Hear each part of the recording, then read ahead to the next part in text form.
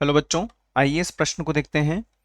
प्रश्न में हमसे पूछा गया है कि लेड द्वितीय नाइट्रेट गर्म करने पर भूरे रंग की गैस ए देता है।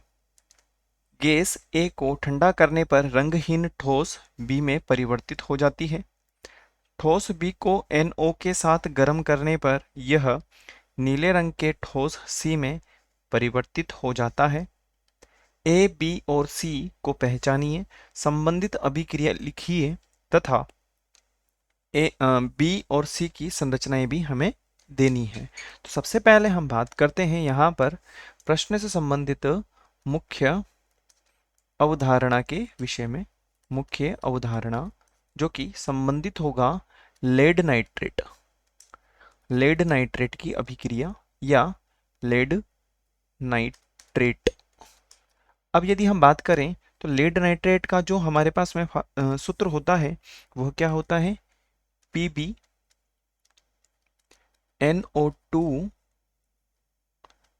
PbNO3 का होल ट्वाइस, PbNO3 का होल ट्वाइस होता है। अब प्रश्नानुसार यदि हम यहाँ पर बात करें तो PbNO3 का होल ट्वाइस यदि इसको गर्म किया जाए, प्रश्नानुसार हमसे बोला गया है कि यदि आप इसको गर्म करेंगे तो भूरे रंग की गैस ए देता है। तो हम यहाँ पर लिख सकते हैं कि 2 PbO और 4 NO2 जो कि एक तरीके से गैस होती है और यह भूरे रंग की होती है। प्रश्नानुसार भूरे रंग की गैस है। और यदि हम इसकी पहचान की बात करें तो प्रश्नानुसार ये हमारे पास में क्या कहलाएगा? ये हमारे पास में ए कहलाएगा। अब इसकी संरचना के बारे में बात करें तो हम यहाँ पर संरचना भी बना सकते हैं। देखिए, NO2 की जो संरचना होगी वह किस प्रकार से होगी? हम यहाँ पर N एक रखेंगे और यहाँ पर भी ऑक्सीजन होगा और यहाँ पर भी ऑक्सीजन होगा और जो इलेक्ट्रॉन होंगे 1 2 3 4 5 6 7 8 और नाइट्रोजन के जो इलेक्ट्रॉन होंगे 1 2 3 4 और 5। यदि हम यहाँ पर बात करें तो 1 2 3 4 5 6 7 8। तो यहाँ पे यदि हम देखें तो ये वाला जो होगा ये नहीं होगा क्योंकि यहाँ पर ये वाले इलेक्ट्रॉन नहीं विद्यमान होंगे। हम कह सकते हैं कि इस प्रकार से इसकी संरचना यहाँ पर निरूपित हो जाएगी।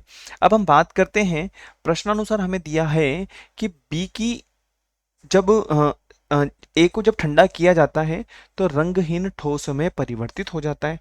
ठीक है, हम बात करते हैं बी के विषय में।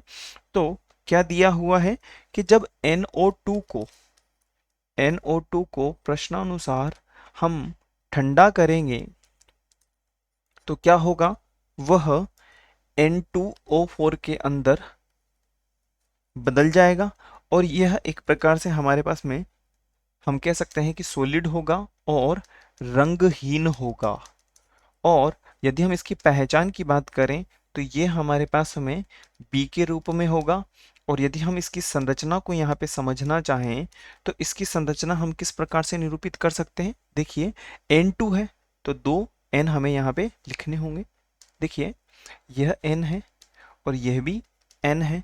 इन दोनों के मध्य इस प्रकार से बंध बना दिया जाएगा। और O4 है तो 2 यहाँ पर ऑक्सीजन, एक यहाँ पर, एक यहाँ पर, एक यहाँ पर और एक यहाँ पर।